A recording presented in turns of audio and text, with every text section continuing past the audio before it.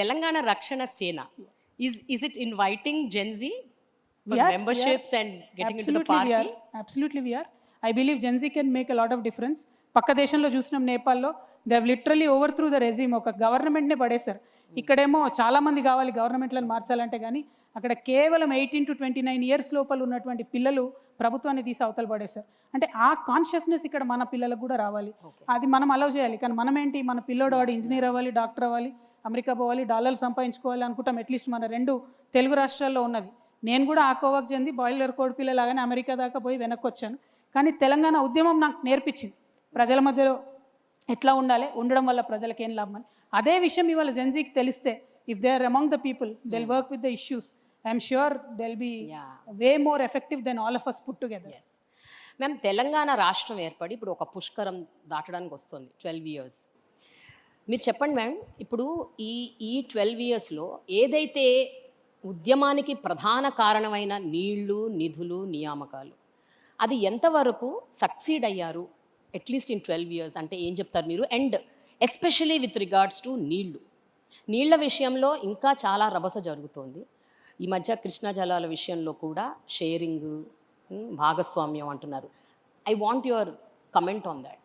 అంటే ఒక్కటండి, తెలంగాణ పర్స్పెక్టివ్లో చూసినప్పుడు మాత్రం నీళ్ళ విషయంలో దేనికోసం అయితే మనం కొట్లాడామో డెఫినెట్గా అన్యాయమే జరిగింది, న్యాయం జరగలేదు. కాంగ్రెస్ ప్రభుత్వం పెట్టినటువంటి ఖర్చుతో కలుపుకుంటే బీఆర్ఎస్ ప్రభుత్వం 1,89,000 కోట్లు ఖర్చు పెట్టింది. ఇప్పటి వరకు కాంగ్రెస్ ప్రభుత్వం 30,000 కోట్లు ఖర్చు పెట్టింది కేవలం సాగునీటి విషయంలో. కానీ ఇన్ని లక్షల కోట్లు ఖర్చు పెట్టినా కొత్తగా వచ్చింది ఎంత అంటే 15 లక్షల ఎకరాలకు మాత్రమే నీళ్ళు ఇచ్చుకోగలరు తెలంగాణ భూభాగంలో. అదే ఆంధ్రాలో రాష్ట్రాలు విడిపోయిన తర్వాత పోలవరం ప్రాజెక్ట్కి నేషనల్ స్టేటస్ రావడం, అదేవిధంగా అక్కడ ఏ పార్టీ ఉన్నా వాళ్ళు రకరకాల ఏర్పాట్లు చేసుకోవడంతో తెలంగాణ రాకముందు ఎన్ని నీళ్ళైతే వాడుకున్నారో ఆంధ్రాలో అంతకన్నా ఎక్కువ నీటిని ఇప్పుడు వాడుకుంటున్నారు 2 నదుల్లో, కృష్ణ అయినా గోదావరి అయినా. సరే, అది ఆంధ్ర పాలకుల గొప్పతనమా మంచితనమా అన్నది పక్కన పెడితే, తెలంగాణ పాలకులు మాత్రం ఈ విషయంలో డెఫినెట్గా తెలంగాణ ప్రజలను ఫెయిల్ చేసినారనే విషయం చెప్పక తప్పదు. ఎందుకంటే లెక్కలు చూసుకున్నా, గణాంకాలు చూసుకున్నా, క్షేత్రస్థాయిలో వెళ్ళి రైతుల పరిస్థితి చూసినా కూడా పెట్టినటువంటి ఈ ఖర్చుకి వచ్చినటువంటి నీళ్లకు సంబంధం లేదు. అందుకే మేము చెప్తా ఉన్నాం, చాలా ఫోకస్డ్గా పనిచేయాలి. చాలా చిన్న చిన్న స్ట్రీమ్స్ ఉంటాయి. Telangana is a beautiful geography. మా ప్లేస్లోనే తెలంగాణలోనే పుట్టి తెలంగాణలోనే నదుల్లో కలిసిపోయేటటువంటి అనేక చిన్న చిన్న నదులు ఉన్నాయి, స్ట్రీమ్స్ ఉన్నాయి. వాటిని అసలు ఎప్పుడు కూడా వాడుకోలేదు. వాటి కోసం ఒక కాంప్రహెన్సివ్ వాటర్ ప్లాన్తో తెలంగాణ రక్షణ సేన ముందుకొచ్చింది. చాలా తక్కువ కాస్ట్తోని చాలా ఎఫెక్టివ్గా ఈ పనులన్నీ కూడా చేసుకోవాలి. అఫ్కోర్స్ కృష్ణా గోదావరిలో ఉన్నటువంటి పెద్ద ప్రాజెక్టులను కూడా తొందరగా ఫినిష్ చేసుకోవాలి. అన్ఫార్చునేట్లీ ఇప్పుడున్న కాంగ్రెస్ ప్రభుత్వం కూడా తట్టెడు మట్టి కూడా ఎత్తిపోయకుండా 30,000 కోట్లు మాత్రం కాంట్రాక్టర్స్కి ఇవ్వడం జరిగింది. సో కరప్షన్ అసైడ్, వాటర్ రాలేదన్నది మాత్రం వాస్తవం.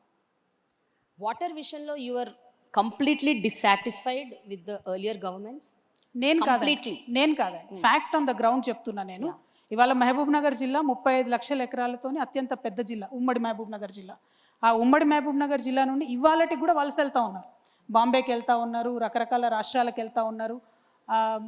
ఎందుకు వెళ్తున్నారు వలస అంటే, ఉన్న పొలానికి నీళ్ళు వచ్చే పరిస్థితి లేదు కాబట్టి. ఒక్క ఊర్లో ఒక తండాలో దాదాపు 80% ఇండ్లు కూడా తాళాలు వేసుకున్న పరిస్థితి. నిన్నగాక మొన్న మేము వెళ్ళి అక్కడ మీటింగ్ పెట్టచ్చు, ఆ రోజుకున్న పరిస్థితి కూడా అదే ఉంది. అంటే 12 ఏళ్ళ తర్వాత కూడా ఇంకా వలస లాగలేదంటే, ఇంకా నీళ్లు రాలేదంటే అది నా ఫీలింగ్ కాదు, అది వాస్తవం. నాకు చెప్తున్నాను, అది మారాల్సిన పరిస్థితి ఉన్నది. మిషన్ కాకతీయ, భగీరథ లాంటి స్కీమ్స్ కూడా ఏం చేయలేకపోయాయంటారా? నో, నేను అసలేం జరగలేదు అనట్లేదు.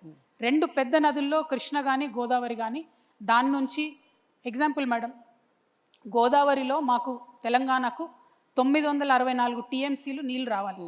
ఈరోజు మన ఇద్దరం ఇక్కడ మాట్లాడుకునే ఈ క్షణం కూడా 250 టీఎంసీలకు పైగా గోదావరిలో ఒక చుక్క కూడా వాడుకోలేదు. ఇది ఆంధ్రలో ఫాల్ట్ కాదు కదా, తెలంగాణ రాష్ట్రం వచ్చి 12 ఏళ్ళు అయింది కదా. 121,000 కోట్లు కాళేశ్వరం ఉన్న పాలమూరు రంగారెడ్డి మీద ఖర్చు పెట్టాం కదా, మరి ఎందుకు నీళ్లు రాలేదు అని అడిగితే ఏముంది జవాబు? సో నేను అనేది అది, మనం చేయగలిగి ఉండి మన చేతుల్లో ఉండి నిధులు పెట్టి టైం బౌండ్ ఫినిష్ చేసుకోలేక, పాలమూరు రంగారెడ్డి ప్రాజెక్టు 30 నెలల్లో ఫినిష్ చేస్తామని కట్టినటువంటి మొదలుపెట్టిన ప్రాజెక్టు ఇవాళకి 132 నెలలు అవుతుంది. అంటే 10 ఏళ్ళు అవుతుంది, చుక్క నీళ్ళు రాలేదు. ఇప్పుడు దాని ఎస్టిమేట్ 85,000 కోట్లు, మొదలుపెట్టినప్పుడు దాని ఎస్టిమేట్ 32,000 కోట్లు. అంటే ఆ డిఫరెన్స్ ఏదైతే ఉందో అది ప్రజల మీదనే బర్డెన్. ఇవి ఒక పక్కన పెడితే ఈ 10 ఏళ్లలో ఎంత నష్టం జరిగింది ఈ నీళ్ళు ఇవ్వలేక అంటే, దాదాపుగా 2.5 లక్షల కోట్ల రూపాయలు డైరెక్ట్గా రైతులకు రావాల్సిన ఇన్కమ్ రాకుండా పోయింది. సో ఒక పక్క రాకుండా నష్టం, ఇంకొక పక్క నీళ్లు రాకపోవడం. So దర్స్ a lot of opportunity cost that is lost.